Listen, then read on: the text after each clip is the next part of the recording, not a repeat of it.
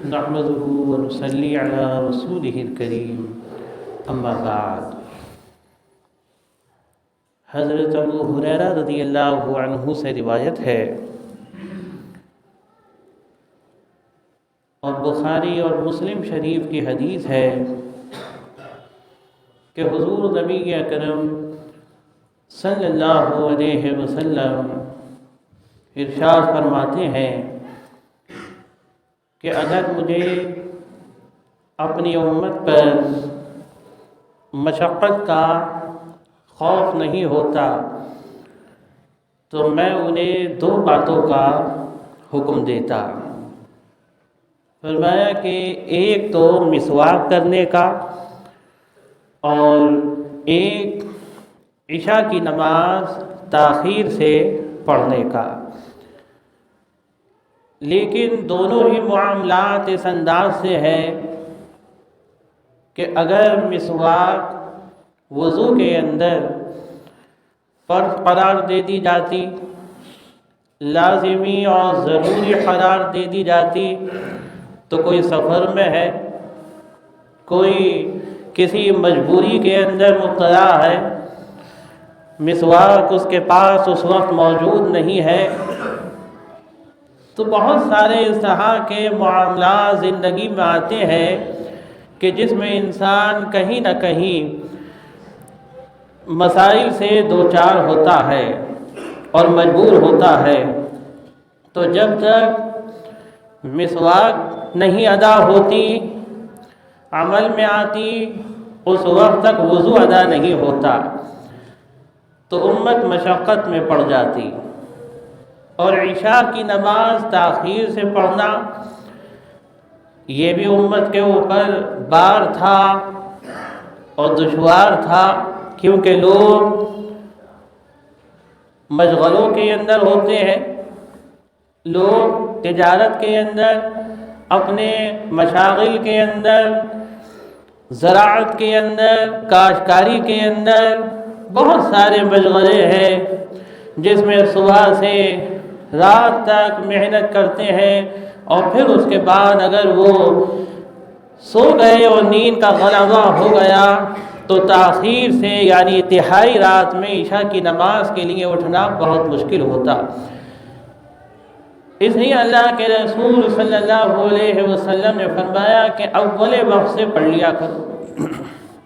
چنانچہ ہمارے یہاں جو عام نظام ہے اور پورے عالم کے اندر کہ جیسے ہی نقشے میں وقت شروع ہوتا ہے جس نماز کا بھی، وہ نماز ادا کر لی جاتی ہے اس کے کچھ وقت کے بعد، اور خاص کر ظہر ہے، عصر ہے، مغرب ہے، عشاء ہے۔ فجر میں بعض مساجد میں تاخیر سے نماز ہوتی ہے، یعنی وقت ختم ہونے سے تقریباً 25 منٹ 20 منٹ پہلے ادا ہوتی ہے، اور بعض جگہ تھوڑا اس سے پہلے نماز فجر کی ادا ہوتی ہے، اندھیرے سے پڑھ لی جاتی ہے۔ لیکن فجر کے علاوہ اور جتنی نمازیں ہیں وہ صرف وقت شروع ہونے کے 15 منٹ بعد پڑھ لی جاتی، جیسے ہی وقت شروع ہوا پڑھ لی جاتی ہے۔ عام نظام یہی ہے۔ ظہر میں بعض مساجد ہے کہیں اس کے فاصلے سے ایک مسجد کی نماز کا دوسری مسجد کی نماز میں کچھ فاصلہ رکھا جاتا ہے لوگوں کی احتیاط کے لیے۔ اس کے علاوہ اور ایسی مساجد ہیں شہر میں کہ جہاں وہ وقت ہے کہ جن کی نماز نکل گئی اور وہ جماعت کی نماز پڑھنا چاہتے ہیں، ان کے لیے اہتمام ہے، جیسے 2:30 بجے 3 بجے اس انداز سے ہے۔ لیکن عصر کا نظام، مغرب کا نظام اور عام طور سے عشاء کا نظام بھی یہی ہے کہ وقت شروع ہوتے ہی نماز ادا ہو جاتی ہے۔ بہت ہوا تو کہیں 15 منٹ کا فرق ہے، کہیں آدھے گھنٹے کا فرق ہے۔ بس چند مسجدیں ایسی ہیں چھوڑ کر کہ جہاں یہ احتیاط ہے، ان لوگوں نے اپنی مشغلوں کے اور مصروفیات کے لحاظ سے وہ وقت مقرر کر رکھا ہے کہ وہ اس انداز سے عشاء کی نماز مثلا کہیں 8:30 بجے ہے، کہیں 9 بجے ہے، وہ پڑھ لیتے۔ لیکن وہ چند مسجد ہیں، اکا دکا مسجدیں ہیں، اس کے علاوہ عام نظام جو ہے وہ یہی ہے کہ جیسے ہی نقشے میں وقت شروع ہوتا ہے اور جماعت اس کے 15 منٹ کے بعد اذان ہو کر قائم ہو جاتی ہے۔ تو اللہ کے رسول صلی اللہ علیہ وسلم کو یہ دو چیزیں بڑی محبوب تھیں، اور مسواک کا تو یہ معاملہ تھا کہ اللہ کے رسول صلی اللہ علیہ وسلم کو اتنی محبوب تھی کہ حضرت عائشہ صدیقہ رضی اللہ عنہا سے روایت ہے کہ وہ فرماتی ہیں کہ جب گھر میں داخل ہوتے تو آپ سب سے پہلا عمل مسواک ہوتا، یعنی آپ مسواک فرماتے، اور جب گھر سے باہر آپ تشریف لے جاتے تو بھی مسواک کر کے آپ تشریف لے جاتے۔ اور اللہ تعالیٰ کی خوشنودی کا یہ ذریعہ ہے۔ ایک حدیث پاک میں اللہ کے رسول صلی اللہ علیہ وسلم نے ارشاد فرمایا کہ مسواک اللہ تعالیٰ کی خوشنودی کا ذریعہ ہے، یعنی وہ نماز کہ جو مسواک کر کے ادا کی جاتی ہے اللہ تعالیٰ اس میں اپنی رضا اور خوشنودی کا زیادہ اظہار فرماتا ہے بمقابلے اس نماز کے کہ جس کے لیے وضو کیا گیا اور مسواک نہیں کی گئی۔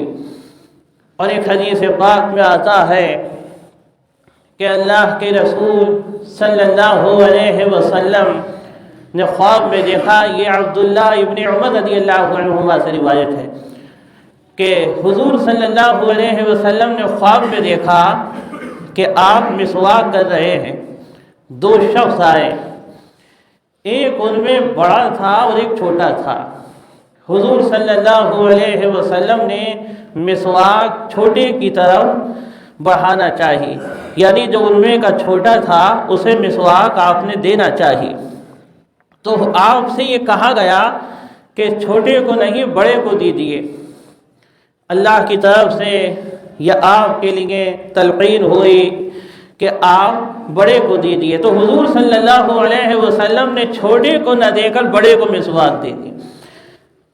اس کی تشریح میں صاحب مظاہر حق فرماتے ہیں کہ یہ مسواک کی افضلیت اور فضیلت کا اظہار ہے کہ اس کو جو مسواک کو ادا کرے گا اللہ تعالیٰ اس کو افضلیت عطا فرمائے گا، اور یہ بڑوں کا خاصہ ہے، یعنی مسواک کرنے والے کو اللہ تعالیٰ برتری عطا فرماتا ہے، مسواک کرنے والے کو اللہ افضلیت عطا فرماتا ہے۔ تو اس کی تشریح میں صاحب مظاہر حق یہ بیان فرماتے ہیں۔ تو مسواک اللہ تعالیٰ کے دربار میں اتنی مقبول ترین سنت ہے رسول اللہ صلی اللہ علیہ وسلم کی، اور یہ وہ سنت ہے کہ جو تمام انبیاء کی رہی ہے۔ یہ صرف ہمارے پیارے رسول صلی اللہ علیہ وسلم کی ہی سنت نہیں ہے، بلکہ حضرت آدم علیہ السلام سے لے کر جناب احمد مجتبیٰ حضرت محمد مصطفیٰ صلی اللہ علیہ وسلم تک یہ سنت جاری رہی، اور اس سنت کو جب اختیار فرمایا جناب احمد مجتبیٰ حضرت محمد مصطفیٰ صلی اللہ علیہ وسلم نے، تو اللہ تعالیٰ نے اس سنت کی فضیلت میں اور اضافہ فرما دیا، یعنی ہر وہ عمل کہ جس کو نسبت مل گئی جناب نبی اکرم صلی اللہ علیہ وسلم سے، اس میں رحمتیں بڑھ گئی۔ جس میں پہلے سے رحمتیں تھیں وہ جب وہ جڑی، اس کو نسبت ملی رسول اللہ صلی اللہ علیہ وسلم سے، اللہ نے اس کی رحمتیں اور بڑھا دی، اللہ نے اس کی رحمتیں دوبارہ کر دی۔ تو یہ ہماری خوش نصیبی ہے کہ اللہ تعالیٰ نے ہمیں ایسے پیارے رسول عطا فرمائے کہ آپ نے جس ادا کو پسند کیا اللہ کے دربار میں وہ ادا مقبول، آپ نے جس سنت کو اختیار کیا اللہ کے دربار میں وہ سنت مقبول، وہ طریقہ مقبول، وہ آپ کا عمل مقبول، اور اس میں اللہ کی خاص رحمتیں اور برکتیں شامل ہو گئی۔ اللہ تبارک و تعالی ہمیں مسواک کی اور مسواک کی فضیلتیں حاصل کرنے کی توفیق عطا فرمائے۔ ہم جدت کی طرف بھاگ رہے ہیں، ہم سنتوں سے دور ہو رہے ہیں۔ معاملہ یہ ہے کہ ہم مادیت کی طرف بڑھ رہے ہیں۔ آج سائنس بھی آج جدت بھی جبکہ اس بات کو ماننے کے لیے تیار ہے کہ حضور صلی اللہ علیہ وسلم کے مبارک طریقوں میں بے پناہ حکمتیں، بے پناہ فائدے چھپے ہوئے ہیں، مگر فائدے تو جب ملیں گے جب وضو کریں گے، فائدے تو جب ملیں گے جب اسلام کی طرف آئیں گے، فائدے تو جب ملیں گے جب نماز پڑھیں گے۔ ارے بھائی، مین بنیادی جو مسئلہ ہے وہ نماز کا ہے۔ جو نماز پڑھے گا وضو کرے گا، جو نماز پڑھے گا وہ وضو کرے گا، جو وضو کرے گا وہ مسواک کرے گا۔